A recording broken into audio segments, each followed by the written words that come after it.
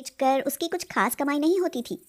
कारण यह था कि उससे गरीब भूखे लोगों की भूख न देखी जाती थी, इसीलिए वह गरीबों को मुफ्त में छोले भटूरे खिला देता था। अरे भाई खाओ खाओ, पेट भर कर छोले भटूरे खाओ, मैं गरीब से कोई पैसा नहीं लूंगा।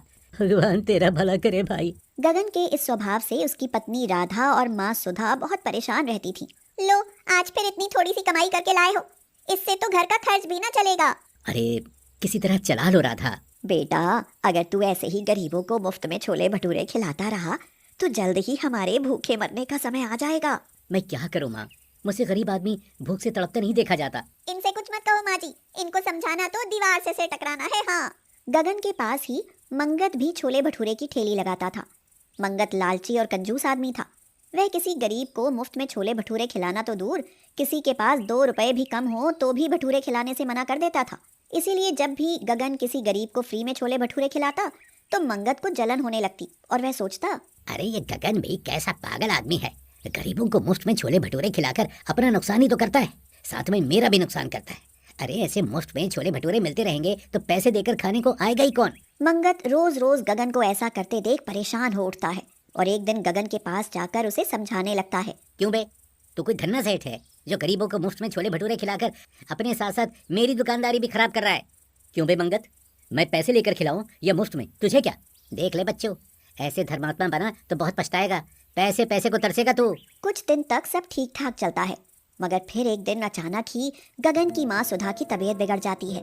गगन और उसकी पत्नी राधा उसे अस्पताल लेकर जाते हैं। देखिए, आपकी माँ की बीमारी गंभीर है, इसलिए उन्हें कई दिनों तक अस्पताल में भर्ती करना पड़ेगा। पर वह ठीक तो हो जाएंगी ना? अगर आपने इलाज कराया तो जरूर ठीक हो जाएंगी। माँ के इलाज में क्या खर्च आएगा साहब? बस 50,000 तक आएगा। गगन के पास 50,000 रुपए कहाँ से आते? उसने तो कभी पैसे का लालच किया ही नहीं था। वह तो हर आदमी को अपने जैसा मददगार और दयालु समझता था। इसीलिए डॉक्टर से कहता है, डॉक्टर साहब, मैं बहुत गरीब आदमी हूँ, क्या आप मेरी माँ का इलाज बिना पैसे के नहीं कर सकते?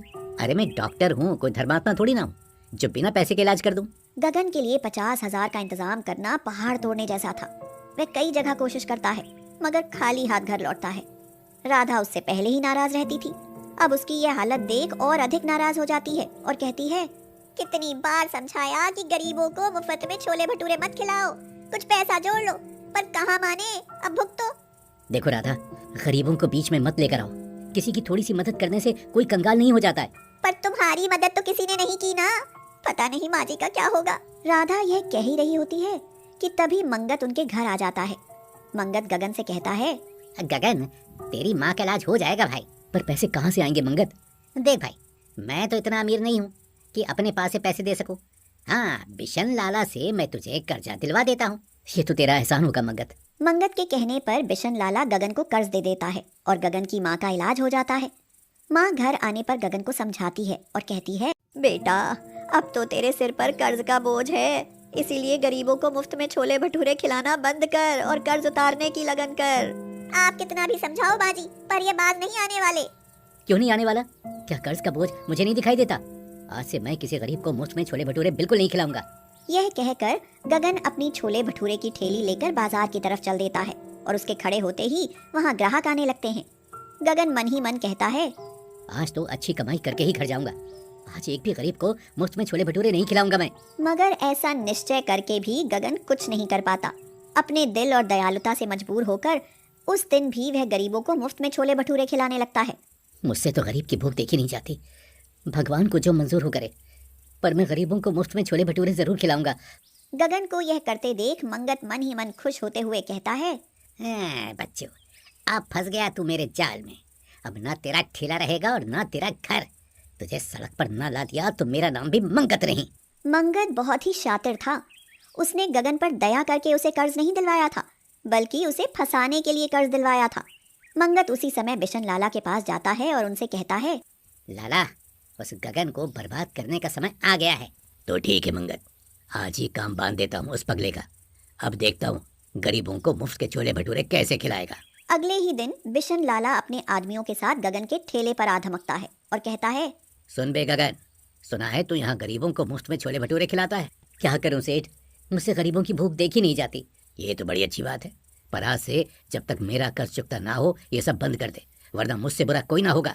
बिशन लाला यह कहकर चला जाता है। मगर उसके चिताने के बाद भी गगन गरीबों को मुफ्त में छोले भटूरे खिलाना नहीं छोड़ता। इसीलिए लाला को उस पर बहुत गुस्सा आता है और वो कहता है, सुन बे, तुझे 1 हफ्ते की मोहलत देता हूँ। 1 हफ्ते में पूरा कर्जा नहीं लौटाया तो भरी पंचायत में तुझे 5 जूते लगाऊंगा और तेरे घर और इस ठेली पर कब्जा कर लूंगा, समझा? यह सुनकर तो गगन पर संकट का पहाड़ ही टूट पड़ता है। मगर मंगत और बिशन लाला बहुत खुश होते हैं। क्यों बे मंगत, अब तो खुश है ना? बहुत खुश हूँ लाला, आपकी मेहरबानी से गगन तो अब छोले भटूरे बेचना भूल ही जाएगा। धीरे धीरे कई दिन बीत जाते हैं और गगन को कहीं से कोई पैसा नहीं मिलता। कर्ज चुकाने की चिंता उसे बेचैन करने लगती है। एक दिन वह छोले भटूरे की ठेली लेकर बाजार की तरफ चलता है तो तालाब के किनारे एक बूढ़ा और बुढ़िया मिलते हैं। बूढ़ा गगन को रोककर कहता है, बेटा, हम कई दिनों से भूखे हैं। भूख से प्राण निकले जा रहे हैं, छोले भटूरे खिला दो बेटा। नहीं नहीं, मैं मुफ्त में छोले भटूरे नहीं खिला सकता। अरे मुफ्त कौन खा रहा है बेटा, ये थैली देखो, इसमें काले कंकड़ हैं, हमारे पास तो बस यही हैं। बेटा इन्हें रख लो, भगवान ने चाहा तो तेरा भाग्य खुल जाएगा। उनके बार बार खुशामद करने पर गगन वह थैली लेकर ठेली में रख लेता है और उन्हें छोले भटूरे खिलाकर आगे निकल जाता है। फिर शाम को घर वापस आता है तो सुधा और राधा को चिंतित पाता है। बेटा, लाला आया था, हमारी बहुत बेइज्जती करके गया है। मुझे पता है कि आपसे पैसों का इंतजाम ना होगा, अब देखना कल तुम्हारी बेइज्जती कैसे करेगा वो। यह कहकर राधा तो रोने लगती है, मगर तभी सुधा को ठेली से कुछ रोशनी सी निकलती दिखाई देती है। वह हैरान होकर कहती है, अरे यह क्या चमक रहा है तेरी ठेली में? अभी देखता हूँ माँ। यह कहकर गगन ठेली पर रखी काले कंकड़ों से भरी थैली खोलकर देखता है तो हैरान ही रह जाता है और कहता है, अरे हीरे, ये कंकड़ हीरे कैसे बन गए? अरे ये तो सचमुच के हीरे हैं। ये तू कहाँ से लाया रे गगन? सुधा के यह पूछने पर गगन उसे सारी सच्चाई बता देता है तो सुधा भावुक होकर कहती है, बेटा माफ करना, तुझे हमने गलत समझा। भगवान से तुझे यह तेरी दयालुता का ही फल मिला है। आज के बाद आप गरीबों को खूब खिलाना पिलाना, हम कुछ नहीं बोलेंगे। इस तरह गगन को उसकी दयालुता का फल मिल जाता है और वह एक हीरा बेचकर लाला का कर्ज चुका देता है और उस दिन के बाद गरीबों की तन मन से मदद करने लगता है। कुमुद और लता दोनों की शादी को 1 साल बीत चुका था। अब तक दोनों देवरानी जेठानी का तालमेल बहुत अच्छे से चल रहा था। उनकी सास सुप्रिया बड़ी खुश थी। एक दिन सुप्रिया बोली, बड़े मोती दान किए होंगे मैंने जो मुझे ऐसी बहुएं मिली, वरना आजकल की बहुएं तो एक दूसरे को एक आंख नहीं देख सकती। उनका बड़ा बेटा आलोक एक प्राइवेट कंपनी में नौकरी करता था और छोटा बेटा सुबोध सरकारी नौकरी करता था। 1 तारीख को आलोक की तनख्वाह मिलती थी और कुमुद सारे पैसे ले जाकर लता के हाथ में थमा देती। लो लता, तुम्हारे जेठ जी की इस महीने की तनख्वाह। ये क्या दीदी, आप हर महीने सारे पैसे मुझे थमा देती हो? इसलिए कि तुम मुझसे ज्यादा पढ़ी लिखी हो, तुम्हें हिसाब किताब अच्छे से आता है, इसलिए घर की अर्थव्यवस्था तो तुम ही संभालो। ठीक है दीदी, जब आप मुझे इतना मान देती हो तो मैं कैसे मना कर सकती हूँ। कुछ दिनों बाद आलोक की नौकरी छूट गई। आलोक परेशान रहने लगा। सुप्रिया ने कहा, इतनी चिंता मत करो आलोक, सब ठीक हो जाएगा। वो बात तो ठीक है माँ, लेकिन अब सारा वजन छोटे के कंधों पर आ जाएगा। तो क्या हुआ, भाई है तुम्हारा, मुसीबत के समय भाई भाई के काम नहीं आएगा तो कौन आएगा। 1 महीना बीत गया लेकिन आलोक को कहीं काम नहीं मिला। अब लता का स्वभाव बदलने लगा था। लता, आज तबीयत खराब महसूस हो रही है, बुखार लग रहा है। दीदी, अब जेठ जी की नौकरी क्या छूटी, आपकी तबीयत खराब रहने लगी। खैर कोई बात नहीं, बर्तन ही तो साफ करने हैं, मैं कर लूंगी। अरे नहीं लता, मैं जाती हूँ रसोई में बर्तन साफ करने। धीरे धीरे लता में मालिकाना अंदाज आता चला गया। ये क्या दीदी, आज आपने 2 सब्जियां बना दी। तुम जानती हो ना कि तुम्हारे जेठ जी को सूखी सब्जी के साथ रेशे वाली सब्जी भी चाहिए। दीदी, महंगाई बढ़ती जा रही है, पहले की बात अलग थी और अब की बात अलग है। अकेले कमाने वाले और दुनिया भर का खर्चा, आप तो खुद समझदार हैं। माफ करना लता, मैं भूल गई थी कि आजकल मेरे पति घर में बैठे हैं, गलती हो गई। आगे से जो बताओगी वही बनाऊंगी। थोड़ी देर बाद रसोई से कुछ टूटने की आवाज आई। लता ने जाकर देखा तो कुमुद के हाथ से फिसलकर कांच का गिलास टूटा पड़ा था। दीदी, ये गिलास का सेट मेरे मायके से आया था, गिलास तोड़कर तो आपने पूरा सेट ही बिगाड़ दिया। क्या देखकर नहीं धो सकती थी? वो हाथ से फिसल गया लता, मैंने जानबूझकर तो नहीं गिराया। जानती हो कितना महंगा था, आपने तो बोल दिया कि मैंने नहीं तोड़ा। कुमुद इस तरह की बात सुनकर खुद को अपमानित महसूस करने लगी और आंखों में आंसू भरकर कमरे में चली आई। आलोक ने उसकी आंखों में आंसू देखकर पूछा, कुमुद, तुम्हारी आंखों में आंसू क्या हुआ? लगता है इंसान के पास पैसा है तो ही उसकी इज्जत है, वरना कुछ नहीं। जब से आपकी नौकरी छूटी है, छोटी कितनी बदल गई है। बात बात पर ताने देने लगी है। विश्वास नहीं होता कि ये मेरी वही लता है। कोई बात नहीं कुमुद, एक ना एक दिन तो नौकरी मिल ही जाएगी। और तुम बड़ी हो तो उसे बच्ची समझकर माफ कर दिया करो। हाँ, यही सोचकर चुप रह जाती हूँ। एक दिन सुप्रिया बोली, लता, आज कुमुद की तबीयत खराब है। मैंने देखा उसे बहुत खांसी हो रही है और बुखार भी है। ऐसी हालत में वो काम कर रही है। आज उसे आराम करने दो, काम तुम कर लो। अरे बीमार है तो मैं क्या करूं? उनके झूठे बर्तन, गंदे कपड़े मैं क्यों धोऊं? और रही बात खाना बनाने की, तो वो लोग भी तो खाते हैं। अगर काम नहीं करना तो बेशक अलग हो जाएं। हाँ, अब हम उनका खर्चा नहीं झेल सकते। ये क्या कह रही हो बहू? अलग मतलब घर का बंटवारा? वो दिन तुम शायद भूल गई जब कुमुद तुम्हारे हाथ में आलोक की सारी तनख्वाह रख देती थी। तो क्या हम पर एहसान करती थी? हमसे ज्यादा उनके खर्चे हैं। माँ, लता सही कह रही है। इस रोज रोज के झगड़ों से तो अच्छा है बंटवारा हो जाए। कुमुद उन लोगों की बातें सुनकर रो पड़ी और बोली, मैं नहीं जानती थी कि लता तुम हमारे बारे में ऐसी सोच रखती हो। अगर तुम बंटवारे में खुश हो तो ठीक है, कर लो बंटवारा। दोनों बहुओं के बीच उनके पति की सहमति से बंटवारा हो गया। लता ने कहा, दीदी, ये रसोई के बर्तन सब मेरे मायके से मिले हैं और ये फ्रिज, वॉशिंग मशीन भी।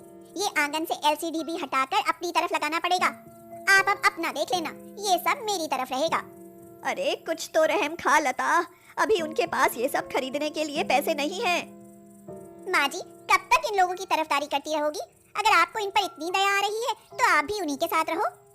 सब सामान का बंटवारा हो गया, जिसमें सभी लता के हिस्से में आया, क्योंकि कुमुद का मायका गरीब था। उसे अपने मायके से ज्यादा कुछ नहीं मिला था। लेकिन आज उसे अफसोस हो रहा था कि काश वह आलोक की तनख्वाह से बचाकर कुछ पैसे अपने अच्छे बुरे समय के लिए बचाकर रखती।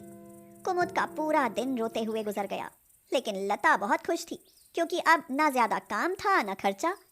बहू, कब तक रोती रहोगी? शाम हो गई है, आलोक आता होगा, कुछ खाने का इंतजाम करो। कैसे बनाऊं माँ जी? रसोई तो अब लता की है, गैस चूल्हे सब उसके हैं।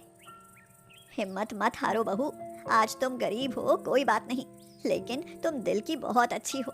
भगवान सब देखता है, तुम्हारे दिन जरूर बदलेंगे। हाँ बहू, सुबोध और लता लालची हैं। अच्छा हुआ मेरी संपत्ति के बारे में मैंने कभी किसी को नहीं बताया, अब वह तुम्हारे काम आएगी। वो बातें कर ही रही थी कि आखिरी शब्द आलोक के कानों में पड़े और उसने पूछा, कौन सी संपत्ति माँ?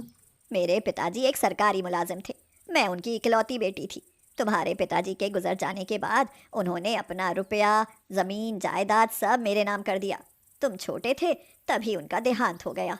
मुझे लगता है अब उस संपत्ति को इस्तेमाल करने का समय आ गया है। मैं कल ही वो सब निकालती हूँ ताकि तुम अपना कोई बिजनेस शुरू कर सको।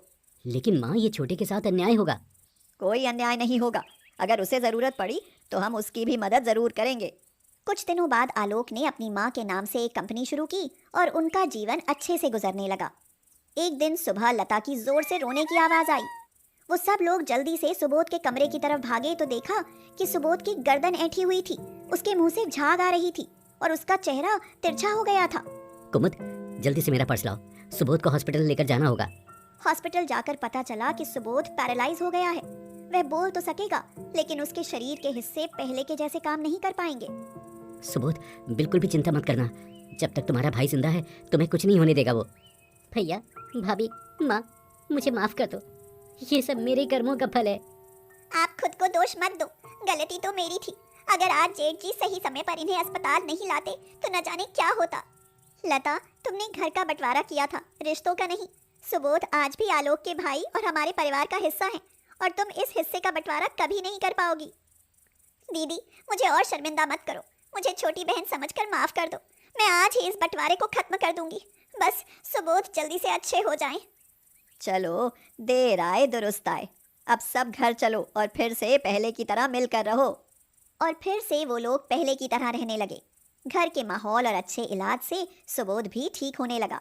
अब उस घर में कभी बंटवारे की बातें नहीं होती थी। अमीर गरीब बहू का बंटवारा फिर से एक प्यार भरे बंधन में बंध